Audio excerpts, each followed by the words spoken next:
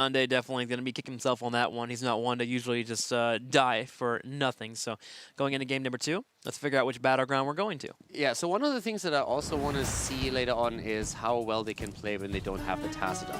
So first of all, I like that we're having Sky Temple is the map. So that's one, it's again a map where you can play a very strong macro game here. That seems to be something that the Zealots feel comfortable with.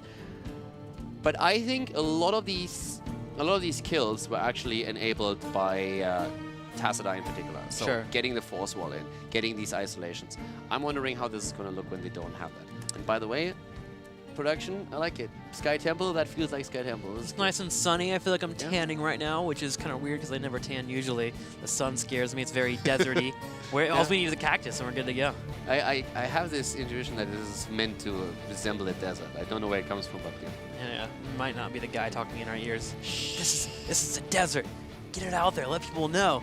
This is a desert and we look good to go. So all we haven't seen yet is Warhead Junction and Brex's holdout. So yeah, I'm a little bit hyped for Brexus now after you talked it up a bit earlier. So I want to see what the studio looks like if we have Brexus. We have to really assume it's going to be really poor. That way we don't get over too hyped. Because if you get too hyped, you just won't like it. I want StarCraft music when it happens. Ooh, can you do that, Josh? Josh, give me StarCraft music. All right. Josh can do anything. Josh is a god. Sky Temple time! Let's go ahead and go into it. On the left side, Vala will be banned out here for the playing Ducks. They intend to keep it away from the Zealots.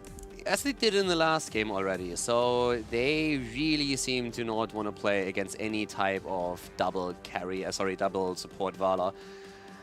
The Zealots, on the other hand, how are they going to play this? The last time they banned out the Medivh, so they were trying to counter pick Sport Billy. And this is one of the cool things, of course, heading into a league in general.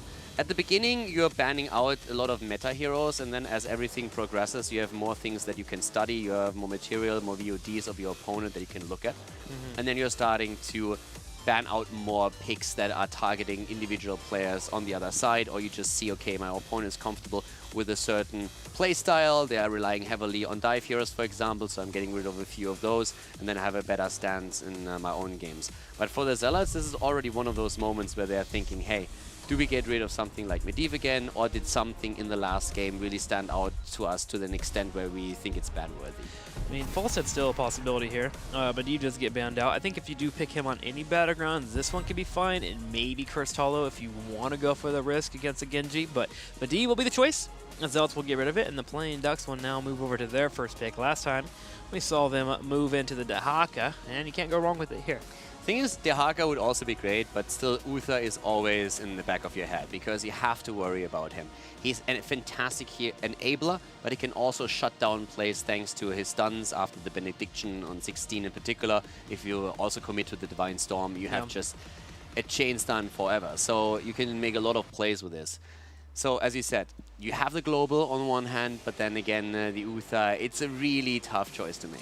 I mean, for me too, there's also the Nubrek factor, which I wouldn't mind seeing from the playing Ducks. I feel like in Phase 1, they're a Nubrek gameplay. They just never had the coordination. They never pulled anything off, and Nubrek occasionally died a few times. I want to see if the playing Ducks with the new roster can pull off the Nubrek. It's something that I feel like you have to have under your wing in Europe, or you won't be an effective team. I would completely agree on this. It seems to be a very European thing with a high priority on the Nubarak. We've actually seen at the mid-season brawl that a lot of teams started to adapt to that, especially the Korean and the Chinese teams.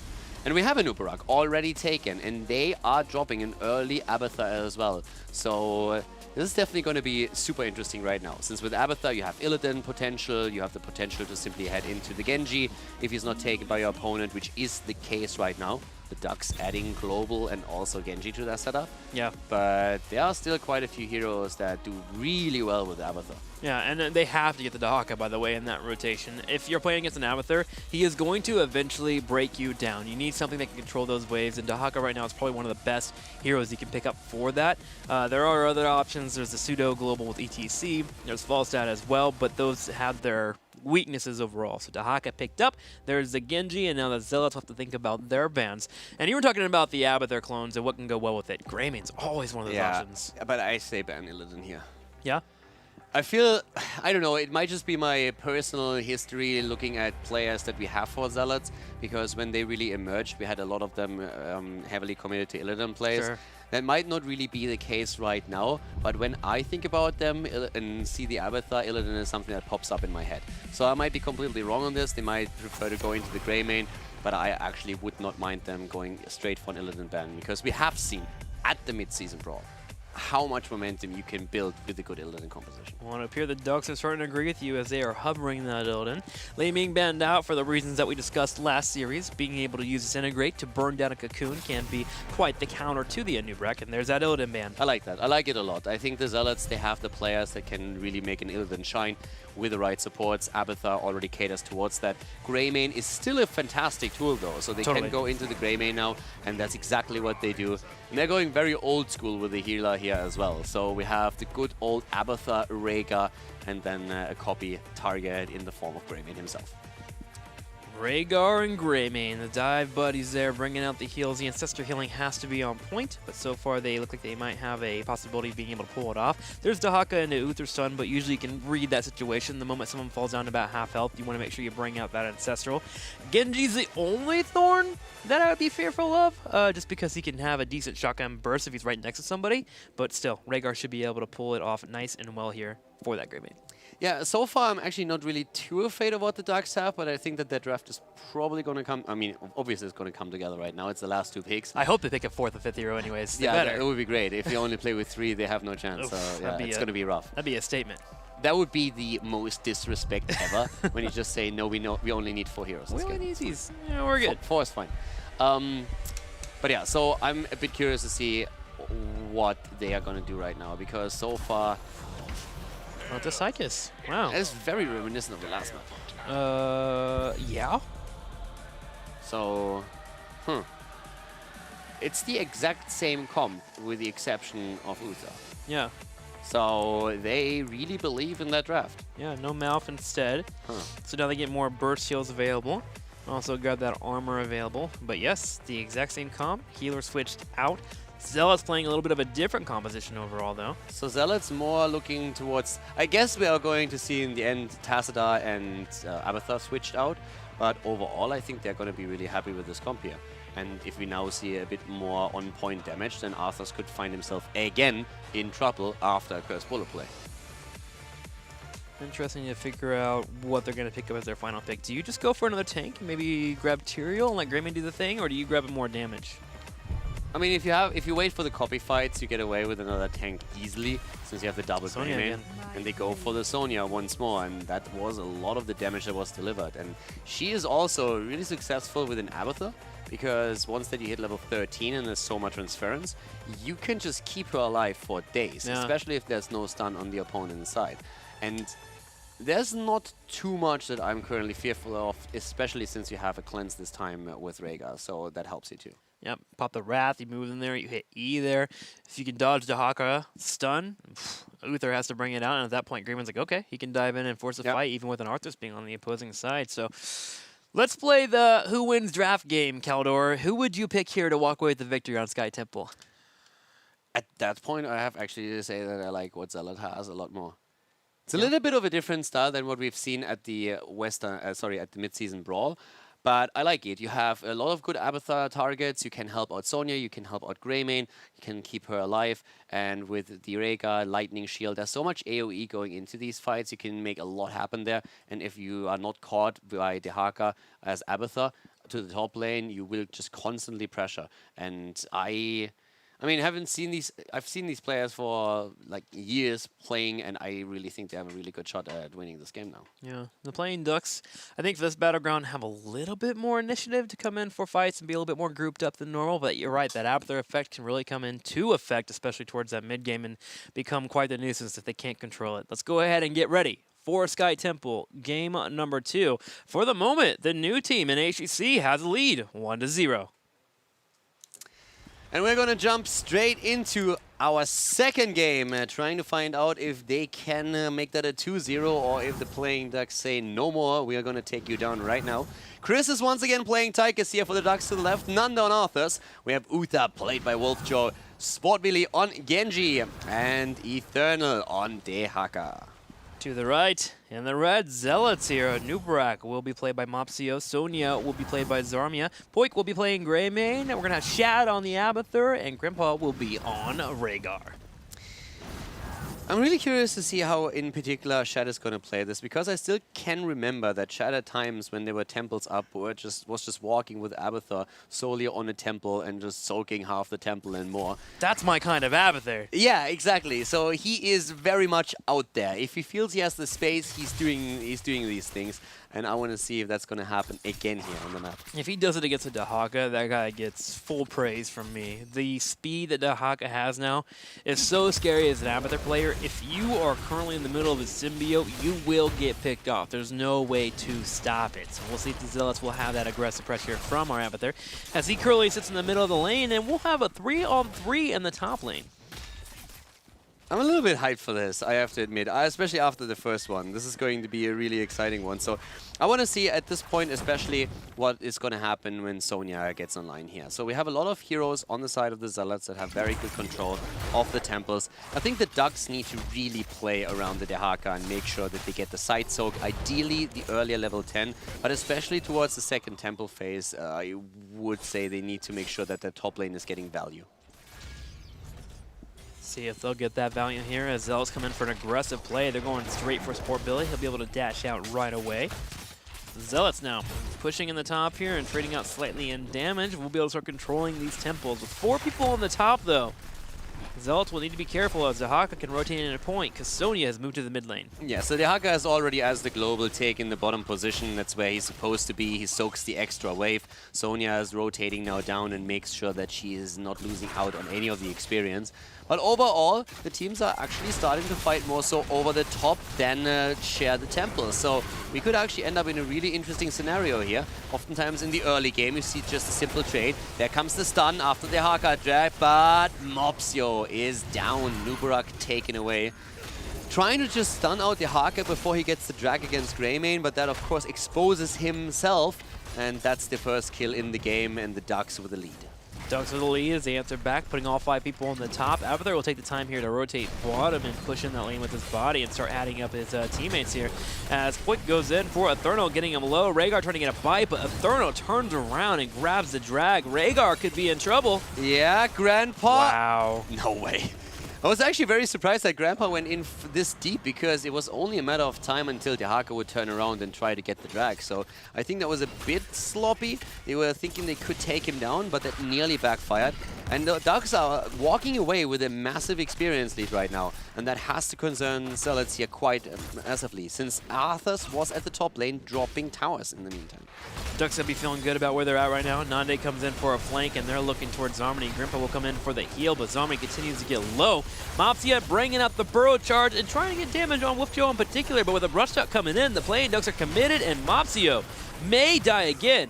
Mopsio dies once more, and this is starting to become a problem. Everybody's low, and there's another kill. This is 3 already, and we are an entire level ahead on the side of the Ducks. And the worst thing about it is that temple hasn't been soaked yet. The Zealots are, at this point, they could lose everything here. Let's just be absolutely clear. If they lose now out on the temple, which is the case, and then they are not able to pick up the experience they need to defend the bot lane once the temple spawns, they might get snowballed hard in this game. They desperately need to make some plays here. Especially because making that experience up is going to be pretty difficult with Abathur being around. I don't see a world where we're going to start getting in those kills and getting those fights. Uther coming online at that level 7, and with that temple, as you mentioned, the bottom popping off, if they're playing Duck Soak appropriately here, they can get towards 10, and we've seen the play in the past where you go straight in for that boss and you push the bottom lane. The Ducks at this point should just simply try and push through the bot lane and get the fountain. That's one of the things that they should definitely... I mean, they have the earlier level 7. They're an entire level ahead. They find themselves in an awesome spot. They can soak, they can push. If they go and take a few structures at that bot lane, they have a chance of even working towards a level 10 around the time that the objective is on the map. They get a kill here, that would be the worst case scenario. And Nubarak is actually diving really deep, apparently just double checking if the camp was maybe prepared but not taken. Yeah, I saw a few people rotate to the top here and was expecting them to maybe move in for the Knights, but they were deciding to actually just go in for a fight. The Ducks looking to get in their aggression as much as they can here, while Abathur is left alone in the bottom right to deal with that giant pressure, which will be a pain for him. At some point, someone needs to rotate in and help him. And the Zealots are doing so as Greymane and crew will move in. So good. They're defending here, but still behind the full level. Yeah, an entire level, and this is devastating for them because the Haka is doing his spiel up at the top lane. He's going to get this one easily. The camp that they're now taking could even potentially just push through the fort itself. They're closing in on 9. The temple hasn't even been announced yet. At least the Zealots are getting some counter experience by dropping structure at the bot lane. I like that they're putting heavy pressure onto the lane here. But the top lane alone is doing so much work for the Ducks that I'm very much afraid for the Zealots. Yes, that's where I'm scared there, because that fort in the top right could probably die with that. That was good. That was important. Take the fountain down. That was a great play. So even if you're behind in experience, that at least gives you the sustain advantage on the lane when the second temple spawns. But 9.5 is here for the Ducks. They are definitely going to be in level 10 pretty quickly here. Sport building in the middle, soaking. Top lane's being pushed by the Haka. You can rotate in at point. Sony's going to move in. I think the Zealots at this point give up the temple and just soak. Do what you can here. Mule being popped out, which is good here. This makes it a bit harder for the playing Ducks to kind of all in. Yeah, Spear cannot interrupt here. So, you're completely right. Let the bottom temple go. You have no real chance to make anything happen here. You need to just soak. So, in this case, they are going to try and soak the top lane. Ideally, destroy a structure or two. If a tower is, for example, low, they might try and burst that down and gather some extra experience. But overall, they are at least in experience range again. But the level 10 is, of course, an issue for them. Opsio taking some damage here. We'll dodge out on the Howling Blast. The Ducks, while they have 10 here, not getting too much done. Yes, they have Doc in the bottom, sieging away, which is natural, but typically here's where you make that call to move in for a boss or even go in for a fort in the middle lane, but they just danced around. They actually rotated to the middle, grabbed experience, and rotated the top as a unit of 4. Ducks kind of missing out. That's the one thing that I could have actually seen happening, that they go for the boss instead, which they don't do just now. So that was a bit of a surprise, because with the early level 10 they could have made that play, but they decided against it, maybe just being a bit afraid to being caught there. But for now we have the 10 online, and this is really where it happens, because now we're having the copy potential, we're having the Curse Bullet against that front line, and we have the Cocoon when they are starting to dive in deep. Still a level behind, but the Zealots now have potential for fights. They do, and they're on the right side themselves here. And sorry, I'm just a little bit confused on the playing Ducks movement. I really felt like they'd make a more aggressive play, and I'm kind of disappointed that they did not. Zealots do move in here on the left side. Nande will see them, and they're going to be able to continue dancing. And this is all maneuvers that you do as a unit of 4 once you hit level 10. You push in, you look scary, and you force the playing Ducks to kind of group up in that area, which allows Avatar to get hats in the top lane and the middle lane. And right now, Avatar, using his hat in the top, has already been pushing in. There's minions that will be missed. Yeah, Avatar with his body is playing very defensive, by the way, especially since he, of course, knows that the big threat, the Haka, is somewhere on the map looking for him. So the Haka already moving in here, wasting his scene, not getting any value out of this. Using the burrow too. So that's a bit of a, could be a bit of a problem. It would also allow Avatar to go to the top lane, and he does do that immediately, so I love this. We just saw it on the mini-map. We had Shed immediately upon seeing the Haka at the bot lane going to the top, saying, okay, I can push this. And he's actually earned back a decent amount of experience. Look, they were a full level behind. Now they're about a half a level top. So that's actually been great here. He took the top lane, the middle lane as well.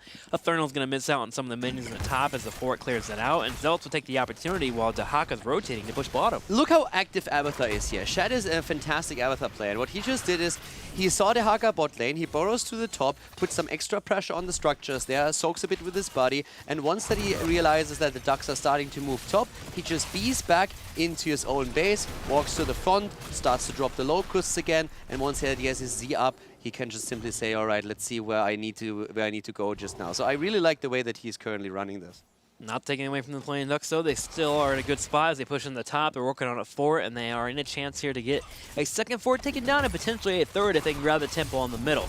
Zealots will have Zarmany in the bottom, clearing out that temple for now, but he is willing to rotate in the moment the Ducks show any indication they want to fight. And the fight potentially will break out here.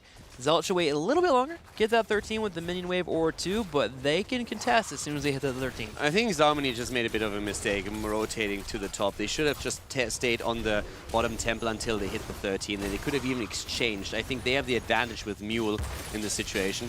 But for some reason, the Ducks are not really willing to fight here just yet. They are just posturing around, at least for now. 13 should drop soon. Avatar will deliver that, and there we have it. So now they just need to wait until they feel they can take the fight, go for the copy, and engage. But the Ducks are playing a very, very calculated and passive game. They have to know 13 be in there, but I would like to see them go then when it was 13 to 12. But you do always have to worry about that cocoon. Again, it's one of the scariest things you can have. If you overextend slightly, Tychus has to move forward and bring out that auto attack, which allows Sony to be more effective. The Ducks continue to rotate, but the Abathur effect is really kicking in. Look how close he had experience. Now a quarter experience behind. Yeah, I actually think that also when it comes to the mule, Shed is actually making a few mistakes. We can talk about that in a second, because now we have the engage. Nice, going for the Haka, dropping him. Curse Bullet being used in the cocoon in the back as well. Ancestral on Zarmany as they heal him up once more. Shed on the copy, delivering a lot, but eventually taken out. So now the top lane still pushing, by the way, to the camps. The bot lane position taken, thanks to the Haka being eliminated. The Zealots are gaining momentum, and they're starting to take the lead in experience. Yes, this fort will fall. There's minions in the top. 10 seconds before Dahaka shows up. Abathur is soaking 2 lanes at a time. And you're right, the experience continues to be in a great spot for them. Now here's one of the things where Shad is not really playing it quite optimal. He's not really using Mule every time the cooldown is up, so they don't get as much value out of the level 7 talent as they could. And I also didn't really like that he dropped it into the mid lane, because there was nearly no hit points left on the fort, and we already knew that there is a temple at the bot. So if he would have dropped the Mule top, he would have got maximum value out of the Mule, whereas in the mid lane, it did absolutely nothing. So this is something, if he plays it a bit differently, he can negate a lot of the power of the objectives that the playing Ducks take. Yeah, think about the temples and the locations where the shelter come from. I mean, we're nitpicking here, but still, it starts to add up in the late game, so it's one of the things where he could even do a better job. But now we have the Mule at the top, if I'm not mistaken, so this is going to help quite a bit. Yep, there it is, working overtime, healing up that fort. If they soak this, they can move towards 16, get the mercenaries pushing, and they are in a spot where they can start to be on even footing in infrastructure and experience. The Ducks clearing at the bottom for these Giants, but Dahaka always under pressure here. I also like how explosive the Zealots are when they go for these kills with Greymane. It's really well coordinated. We saw that on the last map already. They did the exact same thing. They see a target, call it, and drop everything on it and usually burst it down. So that was really well done against Dahaka earlier. But by now we are basically even when it comes to the talents. And I would say in structures we are very even as well. Maybe even a bit of a lead for the Zealots if they can burst through one of those forts. Doesn't look like they're going to do that. I really love how Dahaka is playing the map, though, because he's pushing everything in right now. Yeah, the last couple minutes have been really good for him overall. Thurnal making sure to stay on point. The temple now activated in the top here, which will be good pickings for the forts that they can be grabbed. And this is where the Dahaka versus Abathur game becomes really volatile. How is Dahaka going to handle the pressure in the top lane while Abathur continues to soak in the different lanes here? I'm looking in the middle, and Sport Billy is jumping around. He scouts out Mopsio. The only thing that I would like to see a little bit more from the Zealots is maybe a little bit more aggressive pressure on the Cocoon. They haven't really forced anything yet. Well, they are going to do that now with the Temple. I also love the hybrid build that we have for Abathur, by the way. Going heavily into Toxic Nest, but the Soma Transference to keep Sonya and Greymane safe. And even the movement speed, which is a great tool for engage and disengage. The only issue that they have is still that the Haka pushing the bot lane, but they're going in once again, trying to jump on the Arthurs here. Copy is in, Cocoon already used. They are moving in here. Mopsio on the right side. The copy is about to be burned down. Shad doing as much as he can here. Odin popped from the back left side in the plane. Ducks have won this team fight. Zealots, aware of it, do pull away for the moment. I don't think they can really fight here any longer. They shouldn't. This is really tricky because Chris didn't even have to use his Odin until the copy was already down, and that is definitely a problem. The mid lane is still heavily pressured thanks to the help of Abathur, and that is going to cost them another fort that's going to fall any moment now. But the Temple, that is of course the big issue. The Temple continues to be controlled here against Mopsio on the left side. Goes in for the engage. Ancestral healing also being used as Nande starts to fall low. Chris also taking damage. Zarmany on the back line is full of health here with an Abathur hat. Zarmany is going ham here. Wow, and especially with the Soma Transference on the Symbiote, he is absolutely alive. So they soak a few more of the shots, and they are now in a spot where they actually manage to take down the forts of their opponent as well. Again, when it comes to structures, the Zealots are in a very good spot, especially since they have Mule. It's much, much harder to attack a keep than a fort. You have to commit way more, go way deeper into enemy territory. So it's not going to be as easy for the Ducks to burn structures down that are already on low health. And it's easier for Abathur to defend them and then to repair them with a Mule. So this is really where most of the value is going to come from.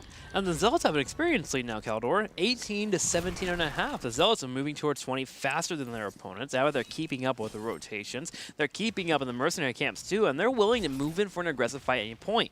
Nande's coming in for a flank on the top left, but look at Mopsio. He spotted him already, and the Zealots can play safe. Shad with his avatar is topping every single category. Siege, hero damage, experience, he's doing fantastic here right now. And he just showcases once again what a great player he is. And he has even more experience delivered than Dehaka, who of course is currently trying to somehow mitigate and push these lanes back.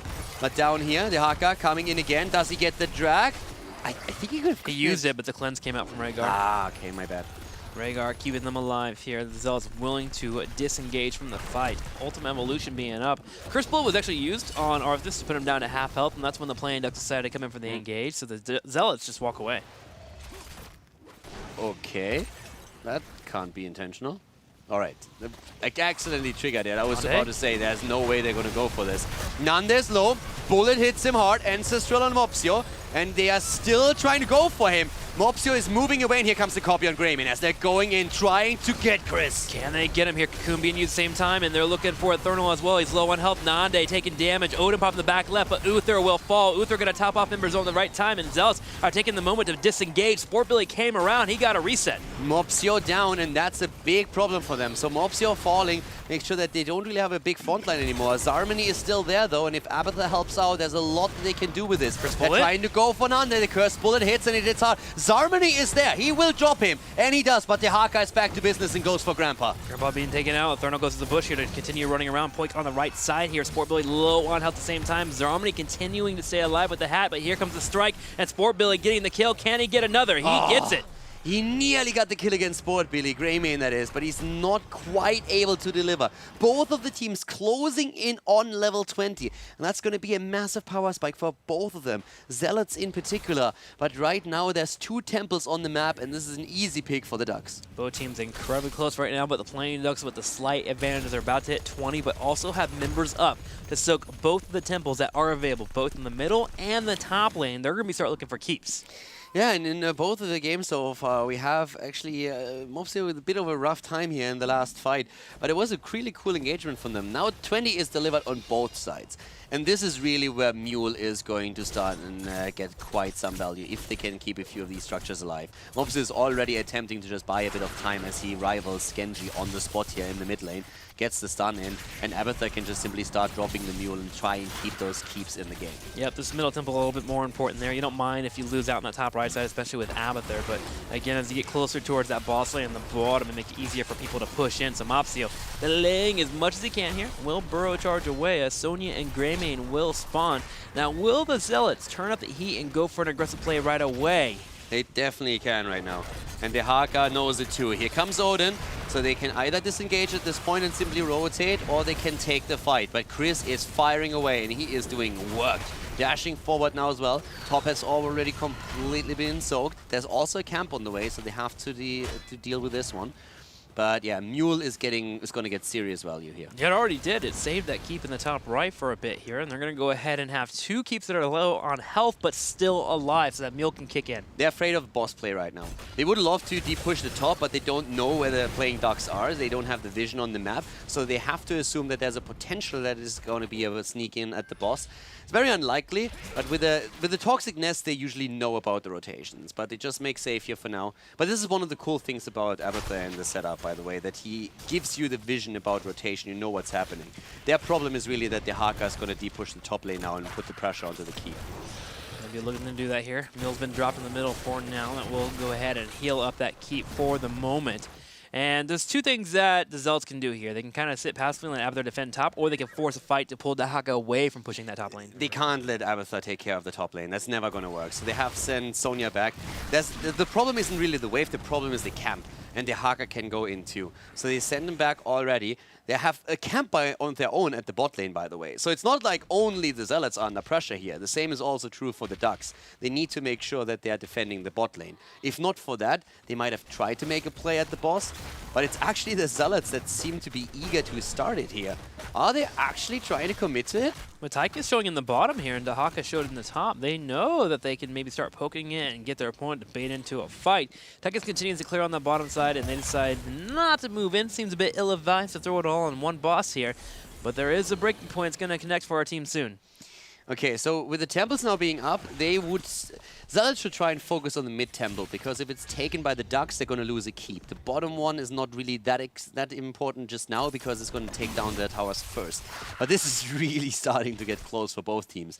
And the cool thing, of course, for the Zealots is that Abathar can still push these lanes with the symbiote. And this is exactly what he's doing the entire time. It's a game of centimeters right now, Caldor, as our teams continue to dance back and forth. We have Sonya on the top left as Harmony moving in. Sportbilly will dash away from the fight, but big red button has been popped here as Odin starts to move in. Yeah, so they're starting to try and take the temple here, and this is the important one that is going to drop the keep any second now. Yeah. They're already too late, so this one is going to be lost. They lose the keep in the mid lane, that's an issue. Genji gets some damage as Sonya moved in. Abathar still attempting to push the bottom, but he's going to copy very soon and try to go for the fight here. There's the copy as we have Zealots going in. They're moving in here. They're doing it towards the end of the duration of Chris's Odin. It's got a few more seconds left on it. Sportbilly on the left side going for Mopsio. Mopsio's low on health. He has to burrow charge away from the fight. Sportbilly using the Dragon Blade, hoping to burn down the clone. Ancestral not used yet. Sportbilly is low and poison? He's falling. Sportbilly down, Genji down, that's huge. If they can take down Uther as well, that would be fantastic. That's the first kill. Redemption is of course a thing, and they won't be able to take him down the second time as he moves behind the gate. Just go straight boss, right? Without Genji being on the field, if you control the Tychus, you're fine. They put mines down everywhere, and yes, they move in for it. They're going straight for the boss with Greymane here and Rhaegar. They're going to burn it quick. Shrines alone are not going to be enough, so yes, they definitely need to go for the boss here, and they will get it. We already have Mopsio splitting down to the bottom. The problem is that the top might actually deliver the second keep into the hands of the Ducks, and I think that's what's happening here. So Zealots need to end. Mule too late once again. Ugh, this seems to be a recurring theme here. Mule finally will not be able to save that keep, and now it's pretty much all in, it feels like, for the Zealots. I guess you don't have to end immediately. I would even keep Abathar. Abathar should probably try and soak a few shots of the temple at the bot lane, and I think that's what he's doing right now. Or is he? Just taking position now. They need to really do work here. They're working on it. Chris is going to pop the Odin here. Start up with the delays. They move in for the aggressive play. Cocoon is available for Mopsio. If he can get it on anyone important, it could be good for his team. Sportbilly does spawn to move in. That's the keep. So now we have the Ducks back in 5. They need to defend here somehow. Cocoon is being used. They're just going for it. They're simply going for it. They're trying to get a kill here as well. But they're going for the core. They're just trying to get enough damage in. I think they can actually pull it off. The boss has so many hit points. The core drops down to 40, to 30. The first one down, but it's not enough. The core is falling. Zealots take game number 2 against the Playing Ducks with a pretty Hail Mary move down at the bot lane after taking the boss. Yeah, double Greymane, the Ultimate Evolution clone, and Sonya there with the Hardened Shield, just enough with the aided boss, and they move in. The Ancestral Healing, by the way, was important. It really kept the members alive there to keep their dream up, and the Zealots up 2-0 over the Playing Ducks. Caldor, were we expecting this today? No. Not even a little bit there. Not quite. Yeah. Absolutely crazy here as the Zealots continue to do well, and it's pretty awesome actually. The entire game, it felt like these two teams were neck and neck the entire duration until the end hit. Yeah, but I'm pretty. I mean, I was impressed after the first map, but having them with a 2-0, this is crazy strong because we've been talking about the Ducks and we've been talking about how they in the last phase were doing extremely well. What do we have right now? Eternal, one of the best mechanical players in the lineup. And then just overall improving, having different roles and just looking very crisp. And in these games, it was just the Zealots running the show. The Zealots hope to continue running the show here. We'll see if the Playing Ducks can make a comeback or if Zealots will win it 3-0. We'll be right back.